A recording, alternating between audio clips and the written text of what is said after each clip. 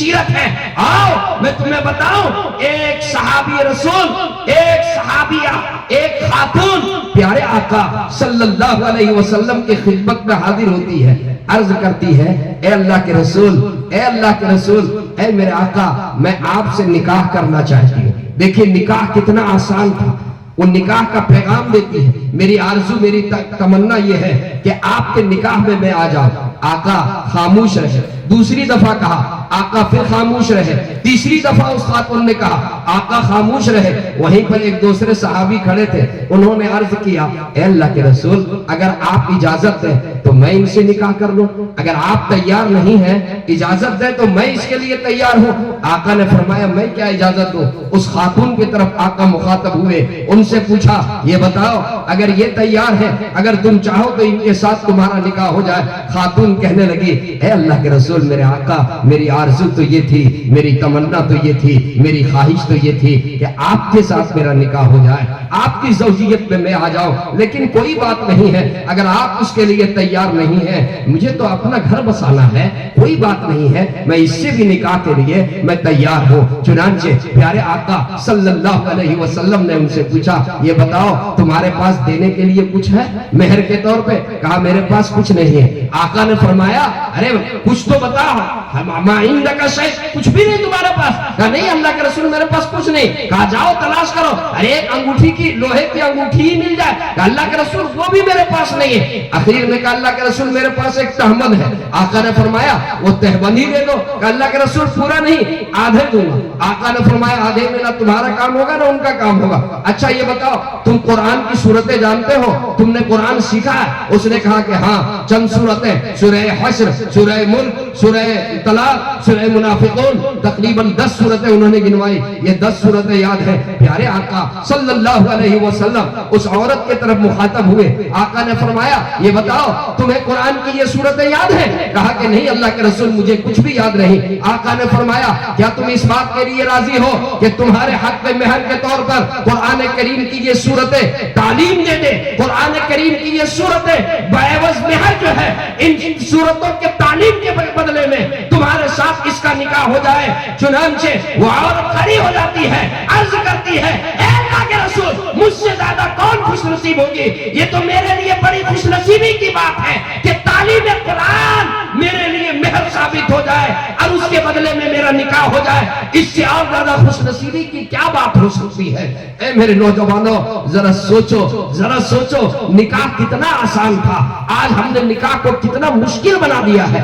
آج لڑکے سے کوئی نہیں پوچھتا, لڑکی والے سے پوچھتا ہے تمہارے پاس دینے کے لیے کیا ہے, تمہارے پاس موٹر سائیکل ہے, 4 ویلر ہے, کیا کیا تم دو گے, کتنے پیسے دو گے, کیا کیا دو گے. اے نوجوانوں آج ردائے فضیلت کے جلسے میں آئے ہو, آپ یہ طے کر کے اٹھو, آپ یہ عزم کر کے اٹھو کہ میں نکاح کو آسان کروں گا, اور بغیر کسی لین دین کے, اور بغیر کسی خرافات کے, اور بغیر کسی بارات کے, اور بغیر کسی گانے بجانے کے, اور بغیر کسی رسوم و رواج کے, ہم جو ہے جتنے یہاں پر نوجوان موجود ہیں ہاتھ اٹھا کر کہو انشاءاللہ سنت کے مطابق نکاح کریں گے. ہاتھ اٹھا کر کہیے انشاءاللہ, انشاءاللہ. اب میں اپنے ذمہ داروں سے ایک گزارش کروں, جو ذمہ دار لوگ یہاں پر بیٹھے ہوئے ہیں, ماشاءاللہ مجمع ذمہ داروں کا ہے, میں آپ سے یہ گزارش کرنا چاہتا ہوں بہت ادب کے ساتھ, بہت ادب کے ساتھ. آج کے حالات میں ہمارے اکابرین کی طرف سے, ہمارے اکابر علماء کی طرف سے جو رہنمائی ہے وہ 2 کام کرنے کا. جو حالات ابھی میں نے جس کے طرف نشاندہی کی, پہلا کام تو یہ ہے کہ مکاتب قائم کریں, دینی ادارے قائم کریں. آج جو یہ حالات ہیں کیا اس کی وجہ یہ نہیں ہے مخلوط تعلیم. آج ہماری بچیاں کالجز میں جا رہی ہیں, ہماری بچیاں اسکولوں میں جا رہی ہیں اور مخلوط تعلیم حاصل کر رہی ہیں, اور اس کے نتیجے میں غلط تعلقات قائم ہو رہے ہیں, غلط مراسم قائم ہو رہے ہیں. میرے اکابرین کی نگاہیں اس جانب ہے. ان کا پہلا کام یہ ہے, ان کی پہلی ہدایت یہ ہے کہ دینی ادارے قائم کریں, مکاتب کا جال بچھا دیں. اور دوسری ہدایت یہ ہے کہ ایسے اسکول قائم کریں جو اسلامی اسکول ہو, اسلامی ماحول میں اصلی تعلیم جہاں پر دی جائے. ایسے اسکول بنائیں، ایسے اسکول قائم کریں۔ میرے دوستو، میں مبارکباد پیش کرتا ہوں حضرت مولانا سمیع اللہ صاحب دامت برکاتہم کو، جنہوں نے یہ ادارہ بنایا۔ دیکھیے یہ سامنے مجودہ نقشہ ہے، دارالحدیث کا مجودہ نقشہ۔ میں بڑی ذمہ داری سے کہتا ہوں، ہماری وہ بچیاں جو اس ادارے میں رہ کر کے قرآن اور حدیث کی تعلیم حاصل کر رہی ہیں، جو بچیاں عالمیت کا سند آج لے کر کے یہاں سے جائیں گی، مجھے یقین ہے چونکہ ان بچیوں کے سینے میں قرآن اور حدیث کا علم ہے، یہ کبھی بھاگ نہیں سکتی ہے، کبھی یہ ایمان کا سودا نہیں کر سکتی ہے۔ ایک بچی جو ہے پورے نسل کے ایمان کے لیے محافظ بنے گی انشاءاللہ۔ لیکن میرے دوستو، اس کے لیے ہمیں کچھ قربانی دینی ہوگی، یوں ہی نہیں ہوگا، اس کے لیے کچھ قربانی دینی ہوگی۔ آج دشمن سب اس سازش میں لگے ہوئے ہیں اعدائے اسلام کہ مدرسوں کو بند کر دیا جائے۔ روز نئے نئے مدرسوں کے سلسلے میں نئے نئے قانون، نئے نئے بل لانے کی کوشش کی جا رہی ہے، اور مدرسوں کے خلاف نئی نئی تحریکیں چلائی جا رہی ہیں۔ یہ مدرسے کیسے چل رہے ہیں؟ مدرسہ کون چلاتا ہے؟ اس کی فنڈنگ کہاں سے ہوتی ہے؟ اس کا پیسہ کہاں سے آتا ہے؟ یہ پریشان ہیں، انہیں معلوم نہیں ہے کہ مدرسے کی نسبت کہاں سے ہے اور یہ مدرسے کیسے چل رہے ہیں۔ جیسے ہمارے صوبہ جھارکھنڈ میں یہ لطیفہ سنایا کرتا ہوں، ہمارے صوبے میں رانچی میں کانکے ہیں، جانتے ہیں آپ لوگ کانکے؟ وہاں پاگل خانہ ہے، یہ بھی جانتے ہیں آپ لوگ؟ اس پاگل خانے میں ایک مرتبہ ایک ڈاکٹر صاحب اندر چلے گئے مریضوں کے معائنے کے لیے۔ اندر گئے تو انہوں نے دیکھا کہ ایک مریض جو ہے وہ سیٹی مار رہا۔ تو ڈاکٹر اس سے مخاطب ہوا، پوچھا ارے تم کیا کر رہے ہو؟ کہا کہ ڈاکٹر صاحب آپ کو نہیں معلوم ہے میں راجدھانی ٹرین چلا رہا ہوں، راجدھانی ایکسپریس چلا رہا ہوں۔ ڈاکٹر صاحب آگے بڑھے، دیکھا ایک دوسرا نوجوان، ایک دوسرا پاگل جو ہے وہ ہتھوڑا یوں مار رہا، ایسے ایسے ہتھوڑا چلا رہا۔ ڈاکٹر صاحب اس سے مخاطب ہوئے، کہا یہ بتاؤ تم کیا کر رہے ہو؟ کہا ڈاکٹر صاحب آپ اپنا کام کیجئے نا، ہم سپریم کورٹ کا جج ہیں، فیصلہ کر رہے ہیں، سپریم کورٹ کا جج ہے، فیصلہ کر رہے ہیں۔ آگے ڈاکٹر صاحب بڑھے، تیسرا ایک پاگل بیٹھا ہوا تھا، بہترین کپڑا پہن کر کے، شیروانی پہن کر کے، غسل کر کے، عطر لگا کر کے، اور وہ خاموش سر جھکا کر بیٹھا تھا۔ ڈاکٹر نے کہا یہ پاگل لگتا ہے ٹھیک ہو گئی۔ کہا تم کیا کر رہے ہو؟ کہا ڈاکٹر صاحب آپ کو نہیں معلوم ہے ابھی تھوڑی دیر کے بعد قاضی صاحب آنے والے ہیں، میرا نکاح ہوگا، میری شادی ہوگی، شادی کی تیاری میں بیٹھا ہوں۔ اچھا آگے بڑھے تو دیکھا کہ ایک پاگل جو ہے وہ زمین کے ایک سوراخ میں کچھ دیکھ رہا، غور سے دیکھ رہا۔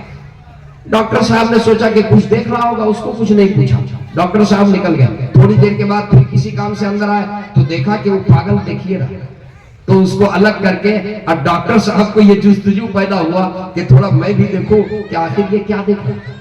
اب وہ ڈاکٹر صاحب بھی دیکھنے کے لیے لگ گئے۔ جب ڈاکٹر صاحب دیکھنے لگے، 4 ہی سیکنڈ گزرے تھے، ڈاکٹر صاحب جھلا کر کے اٹھا اور ڈانٹتے ہوئے اس پاگل سے کہا ارے کمبخت مردود، کچھ تو نظر نہیں آ رہا ہے، تم کیا دیکھ رہے ہو؟ تو پاگل نے برجستہ کہا کہ ڈاکٹر صاحب 4 گھنٹہ سے دیکھ رہے ہیں، 4 گھنٹے میں مجھے کچھ نظر نہیں آیا تو آپ کو 4 سیکنڈ میں نظر آ جائے گا۔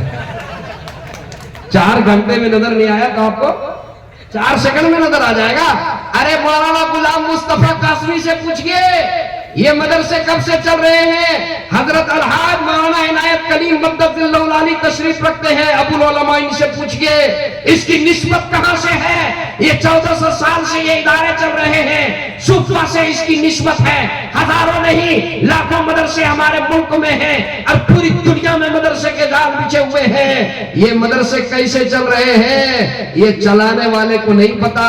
اگر مدرسہ مولانا سمیع اللہ چلاتے تو ان کو پتا ہوتا، مولانا غلام مصطفیٰ قاسمی چلاتے تو ان کو پتا ہوتا، مولانا اور کوئی مولانا چلاتے ان کو پتا ہوتا۔ ارے یہ مدرسے ناظم اور محتمیم نہیں چلاتے، مدرسے اللہ کی ذات چلاتی ہے، اللہ مدرسہ چلا رہا ہے، اور صبح قیامت تک انشاءاللہ اسی طریقے سے مدرسے چلتے رہیں گے۔ تمہیں کیسے پتا چلے گا کہ کہاں سے چل رہا؟ ابھی تو 10 ہی سال کا، 1400 سال سے نہیں کسی کو پتا، تو تم کو کہاں سے پتا چلے گا؟ نہیں پتا چلے گا۔ اور سنیے یہ مدرسہ ایسا نہیں کہ مولانا سمیع اللہ صاحب کا مدرسہ ہے تو اس مدرسے کے لیے کہیں سے سرکاری امداد آ جائے گی، بلڈنگ بن جائے گی، کوئی بڑا رئیس آ جائے گا 10 لاکھ روپے دے دے گا. نہیں، یہ دینی ادارے یہ چندے سے چلتے ہیں، گاڑی کمائی کے پیسے سے چلتے ہیں. کوئی 100 روپے دیتا ہے، کوئی 1000 دیتا ہے، کوئی 5000 دیتا ہے، کوئی 10,000 دیتا ہے، کوئی 500 دیتا ہے، کوئی 50 روپے دیتا ہے. اور اسی سے یہ گاڑی کمائی کے پیسے سے، غریبوں کے پیسے سے یہ مدرسے چل رہے ہیں. مدرسہ ام حالی للبنات مولانا سمیع اللہ صاحب محنت کر رہے ہیں. یہ دیکھیے، یہ دارالحدیث کا یہ خوبصورت یہ مجودہ نقشہ انہوں نے لگایا ہے. اے میرے نوجوانوں، آپ کے پیسے سے اگر اس کی عمارت بن جائے گی، قسم خدا کی، جب تک کہ قوم کی بچیاں یہاں قرآن اور حدیث کی تعلیم حاصل کرتی رہیں گی، اس کا ثواب آپ کو ملتا رہے گا. صبح قیامت تک اس کا ثواب آپ کو ملتا رہے گا. میں بڑی ذمہ داری سے کہتا ہوں، آپ تو اس دنیا سے چلے جائیں گے، ہم تو اس دنیا سے چلے جائیں گے. اور سنیے، وہاں تو فائدہ ہوگا ہی، مرنے کے بعد تو نفع ہوگا. دنیا میں بھی کبھی کبھی فائدہ سمجھ میں آ جاتا ہے. ایک حاجی صاحب تھے، ویل چیئر میں چلتے تھے، پاؤں جواب دے دیا تھا، کمر جواب، پاؤں جواب، گھٹنا جواب. بڑے مالدار آدمی تھے. بیٹے نے ایک لڑکے کو خادم کے طور پہ طے کر دیا تنخواہ میں. ایک دن حاجی صاحب نے اس نوعمر خادم کو پوچھ لیا، بیٹا تمہاری پڑھنے کی عمر تھی، تو پڑھا کیوں نہیں، تم نوکری کیوں کرنے لگے؟ جو ہی پوچھا اس بچے کے آنکھ میں آنسو آ گئے، دونوں آنکھوں سے لبریز. کہنے لگے کہ حاجی صاحب اصل بات یہ ہے، آج سے 6 مہینے پہلے میرے باپ کا انتقال ہو گیا، میری ماں ہے، میری چھوٹی چھوٹی 4 بہنیں ہیں، کوئی ذریعے آمدنی نہیں ہے. میں پڑھتا تھا اور اول پوزیشن لاتا تھا، لیکن گھریلو حالات سے مجبور ہو کر کے میں نے پڑھائی کو چھوڑ دیا اور آپ کے یہاں ملازمت کرنے لگا. حاجی صاحب کے دل پہ اس یتیم بچے کی بات لگ گئی. کہا بیٹا اگر تیرے پڑھنے کا میں انتظام کر دوں، میں تیرا کفیل بن جاؤں اور تیرے گھر کا بھی کفیل بن جاؤں تو تو پڑھے گا؟ کہا حاجی صاحب یہ تو میرے دل کی تمنا ہے. کہا ٹھیک ہے، جاؤ تم پڑھنے کے لیے جاؤ. چند ہی دنوں میں حاجی صاحب کے گھٹنے کا درد ختم، حاجی صاحب کے کمر کے درد ختم. ویل چیئر میں چلتے تھے. اب وہ نماز پڑھنے کے لیے پیدل چل کر کے مسجد آنے لگے، اپنے پارک میں گھومنے لگے. جب ان کو محسوس ہو گیا کہ اس بچے کی کفالت کے وجہ سے اللہ کی یہ مدد آئی ہے، تو اس نے اپنے بیٹے کو بلایا اور کہا کہ بیٹا جاؤ گاؤں کے اندر اور ایسے 10 بچوں کو تلاش کرو جو غریب ہوں، جو یتیم ہوں. ایسی بچیوں کو تلاش کرو جن معاشی حالات کے وجہ سے جو تعلیم حاصل نہیں کر پا رہے ہوں، اسے تلاش کر کے لاؤ، اس کی کفالت میں کروں گا. کچھ دنوں کے بعد حاجی صاحب کے ایک پرانے دوست ان سے ملنے کے لیے آئے. دیکھا حاجی صاحب پیدل چل رہے ہیں، پوری زندگی ویل چیئر میں چلتے تھے، بیٹھ کر کے نماز پڑھتے تھے، نماز کھڑے ہو کر پڑھ رہے ہیں. تو تعجب سے پوچھا حاجی صاحب یہ کیا بات ہے، آپ کو کون سے ڈاکٹر کا نسخہ کام آ گیا؟ کہنے لگے کسی ڈاکٹر کا نسخہ نہیں، کسی ڈاکٹر کا نسخہ نہیں، یہ تو اللہ کا بتایا ہوا حکم اور رسول اللہ صلی اللہ علیہ وسلم کے بتائی ہوئی سنت، آقا کا قول. صدقہ دو، صدقے سے بلائیں ٹلتی ہیں. میں ایک نہیں 11 بچوں کی کفالت کی ذمہ داری لیا. جس دن سے میں یتیم بچے کی کفالت کر رہا ہوں سارے مرض ختم ہو گئے اور الحمدللہ میں صحت یاب ہو گیا. اے دوستو، کون ہے اس مجمع میں جو قوم کی بچی جس ادارے میں پڑھے گی اس ادارے کی تعمیر کے لیے پورے مجمع میں کوئی ایک آدمی 10,000 روپے دینے کا فوراً اعلان کر دے؟ انشاءاللہ ہزاروں طرح کی پریشانیوں سے وہ محفوظ ہو جائے گا، بیماریوں سے نجات مل جائے گی، تکلیف سے نجات مل جائے گی. آخرت میں اس کے لیے یہ خزانہ جمع ہو جائے گا، جنت کا راستہ ہموار ہو جائے گا. ہے پورے مجمع میں کوئی ایک مرد مجاہد؟